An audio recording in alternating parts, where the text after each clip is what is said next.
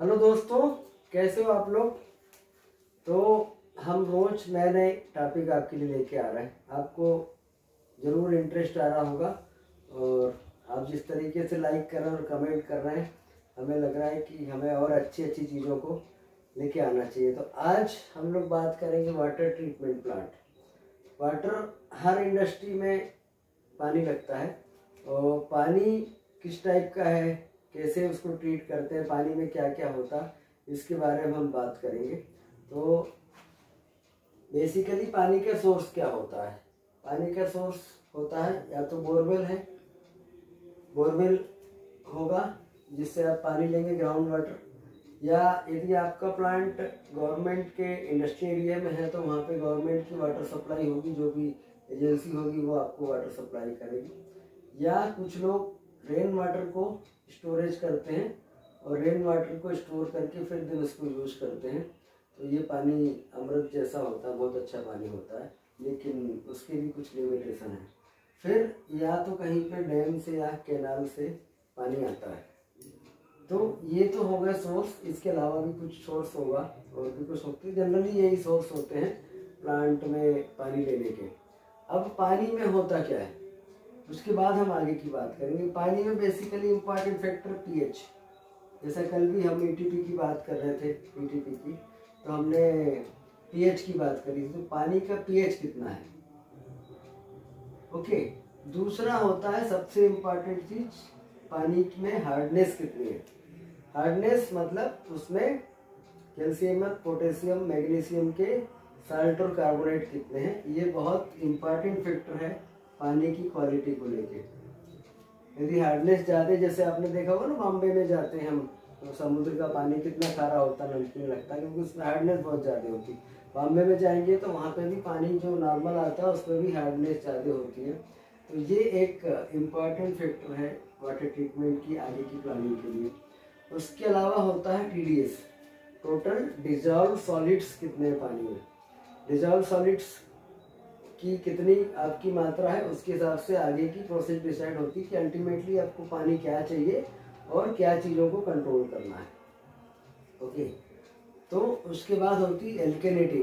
पानी में एल्केनिटी होती है, नेचुरल सी बात है, वो है कितनी, और उसके लिए क्या आगे प्लांट लगाना वो रहेगा। देन पानी में होते हैं क्लोराइड्स।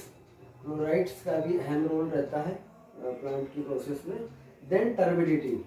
टर्बिडिटी मीन्स कि आपके प्लांट पानी में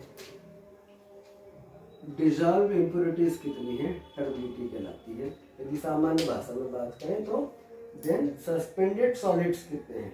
सस्पेंडेड सॉलिड मतलब पानी में ऐसी इम्प्योरिटी जो सस्पेंड हो जाती है, नीचे सेटल हो जाती है। Then total suspended solids. तो बेसिकली पानी में इतनी चीज़ें देखी जाती हैं और ये क्या है आपके सोर्स के पानी में, उसके हिसाब से हम डिसाइड करते हैं कि हमें एंड में क्या क्वालिटी का पानी चाहिए। ये जो पैरामीटर लास्ट में ट्रीटमेंट करने के बाद क्या चाहिए, उस हिसाब से हम डिसाइड करते हैं कि हमें कौन सी वाटर ट्रीटमेंट की प्रोसेस करनी है। तो पहला तो होता है कि रा वाटर। रा वाटर मतलब जो सोर्स से पानी आया उसमें कुछ भी नहीं किया, क्लोरिनेशन कर दिया आपने बैक्टीरिया खत्म करने के लिए, और आपने पानी को आगे यूज कर लिया, उसको रा वाटर को यूज कर लेते हैं आगे क्लोरिनेशन करके। तो ये हमारा जनरल यूज में, जैसे वॉशरूम में है, गार्डन में है, या जनरल एप्लीकेशन के लिए ये पानी इस्तेमाल होता है। उसके बाद होता है सॉफ्ट वाटर। सॉफ्ट वाटर क्या, जैसा कि नाम है, हार्डनेस और सॉफ्ट वाटर दोनों एक ही सिक्के के दो पहलू हैं। ये हार्डनेस हमने जो बताया, हार्डनेस को जब कम करना रहता है तो हम उसको पानी को सॉफ्टनर की प्रोसेस करते हैं। सॉफ्टनर एक प्लांट होता है जिससे हम पानी को ट्रीटमेंट करते हैं, तो इससे हम पानी की हार्डनेस कम करेंगे, ठीक है। तो ये क्या प्रोसेस होती है और पानी में कैसे उसको काम करता है प्लांट, ये हम आगे के एपिसोड में बताएंगे आपको डिटेल में कि सॉफ्टनर क्या होता है और कैसे काम करता है और हार्डनेस कैसे काम होती है। देन फिर एक ऑप्शन है हमारे पास कि आरओ, रिवर्स ऑस्मोसिस प्रोसेस। जैसा कि घर में सभी के आरओ होते हैं, आरओ में क्या करते हैं हम लोग, आरओ में पानी में जो हार्डनेस और टीडीएस है उसको रिड्यूस करते हैं। उसको इसको रिड्यूस करके एक लिमिट तक लाते हैं, उसके बाद फिर वो पानी ड्रिंकिंग के लिए अच्छा रहता है। तो ये हो गया रिवर्स ऑस्मोसिस प्रोसेस। इसके बारे में भी हम डिटेल में अगले एपिसोड्स में बात करेंगे। नेक्स्ट प्रोसेस होती है कोगुलेशन वाटर ट्रीटमेंट प्रोसेस। इसमें क्या होता है कि आपके पानी को एक टैंक के थ्रू या बैच प्रोसेस में एक टैंक में ले जाते हैं, उसके बाद उसमें कुछ केमिकल डोज करते हैं। वो केमिकल डोज करके उसकी इम्प्योरिटीज़ को हम सेडिमेंट कर देते हैं और सारी इम्प्योरिटी निकल के बाहर आ जाती है। देन ये वाटर कहलाता है coagulated water process. Coagulation process के थ्रू होता है, इसलिए बोलते हैं इसको कोगुलेशन वाटर ट्रीटमेंट प्रोसेस। ठीक है। फिर एक प्रोसेस होती है कि हम डीमिनरलाइज्ड वाटर ट्रीटमेंट प्लांट लगाएं। डीमिनरलाइज्ड वाटर ट्रीटमेंट प्लांट में भी हम हार्डनेस, टीडीएस और एल्किनिटी कम करते हैं, क्लोराइड भी कम करते हैं, सस्पेंडेड सॉलिड्स कम करते हैं। उसके बाद ये पानी की जो क्वालिटी हमें चाहिए उस हिसाब से हम प्लांट लगाते हैं और फिर उसको हमारी अगली प्रोसेस में यूज करते हैं।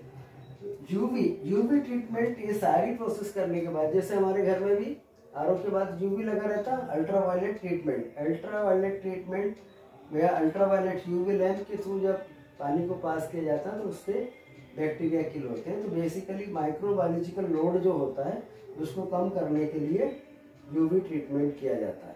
तो ये बेसिक चीज़ें हो गई हमारे वाटर ट्रीटमेंट की जो प्रोसेस होती है वो। अब सारी प्रोसेस के बारे में हम अगले एपिसोड में आपको बताएंगे कि ये कैसे, शार्पनर कैसे काम करता है, आरओ प्लांट कैसे होता है, कोगुलेशन वाटर ट्रीटमेंट क्या होता है, इसको क्या करते हैं, और डीएम प्लांट क्या होता है, यूवी ट्रीटमेंट।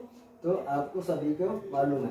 अल्टीमेटली हम जो फाइनल पानी यहाँ पे लेंगे उसमें यह होगा कि हमें पीएच कितनी चाहिए, हार्डनेस कितनी चाहिए, उसके बाद टीडीएस कितनी चाहिए। शार्पनर से हार्डनेस खत्म नहीं होती है, तो सिर्फ शार्पनर हार्डनेस को कम करता है।